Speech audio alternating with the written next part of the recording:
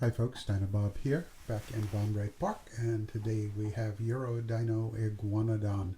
We'll jump right into a speed build.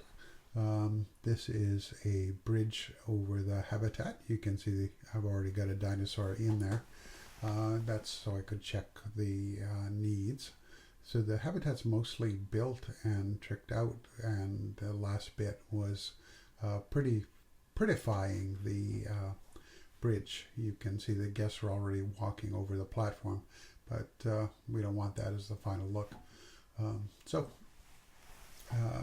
Time to put some walls on it and give it an arch and let it be a pathway for both the guests over the top and the dinosaurs beneath it,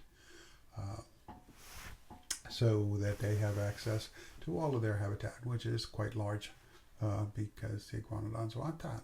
So that's what they're getting. As I promised, sometimes you'd be getting some things that aren't fully finished, and this is one of those times. I lost some of the speed build video because I didn't punch the right buttons, so that's why you're getting the bridge as opposed to the main structure related to this habitat. But you'll get a look at it in a little bit. The ability to stretch things is huge in keeping Peace Scout down, and a very good thing in Prehistoric Kingdom, in my opinion. You got to see some of that in action, and then being able to squeeze the bridge walkway down to fit within the grid aligned pieces of the brickwork, well, stonework actually.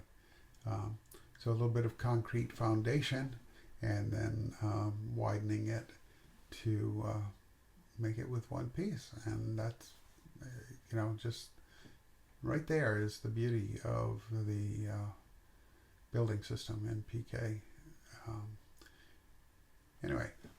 So we're about to get into the tour portion of the, no, not the tour, the more speed build by working on the walls. I'm used to the speed builds going a whole lot faster. This one's a little bit slower than usual, so you actually get a little bit of breather to see how things are done more clearly. And getting these pieces to fuss around and match the how the path spreads out as it comes over the bridge into this portion of the trail. So this is our second Euro animal, and it's the biggest one of the Euro animals. So it's a big exhibit build, and that's part of why I don't have it fully finished yet. Some things just take more time than others, particularly the bigger habitats. That may be why the devs have shrunk habitat sizes for, or at least minimum habitat sizes for the animals, to make it a little bit easier on some people who don't want to do things. So the bridge was the first thing I built for this habitat, well, structure that I built for this habitat. The care building isn't in yet, but now this time we really are at the tour, going in through the Euro entrance and heading toward the habitat. The parks keep emptying out in between saves, so there are no guests out here today. It takes them a while to get this deep into the park. Going past the Scelidosaurus exhibit and coming up to the main viewing building and area. I wanted to evoke a little bit of Euro church feel, but just an echo of it, really. So inside, our guests can come up and look out these windows at the viewing platform. You saw all the seats in there. Line it up right here. There's one coming into view. And I envisioned there would be talks here. you can see to the right there the place where keepers can interact with the animals and still talk to our guests. A lot of the infrastructure for that is still not in here. And on the back wall, an idea of a typical iguanodon and a very large one, educational purposes kind of stuff. As we come around the curve here, this is the outdoor viewing area. So people can still watch the feeding from here, but not so much take part in it. So it's an extensive habitat. The animals can move away from the viewing areas and get out of sight if they want to. Always a good thing to keep your animals happy. And you can see I've added a shade over the bridge from the construction part. This also is still not quite finished. I wasn't happy about where all the poles lined up, so I messed with that a little bit. And now they all line up on the railing, which makes a lot more sense. Somebody's glumphing out there in the distance. We'll cruise down to the other side of the bridge, see if we can get a closer look at those glumphers. Oh, now they're just going to stroll. Oh, well. Animals do that sometimes. At least there's some to see here while we're checking out the habitat. So that two portions helped fit this habitat into the park and into the Euro portion of the park. We came in from the original side, and the path there goes out and finally to the bridge across into the Hell Creek portion of the park.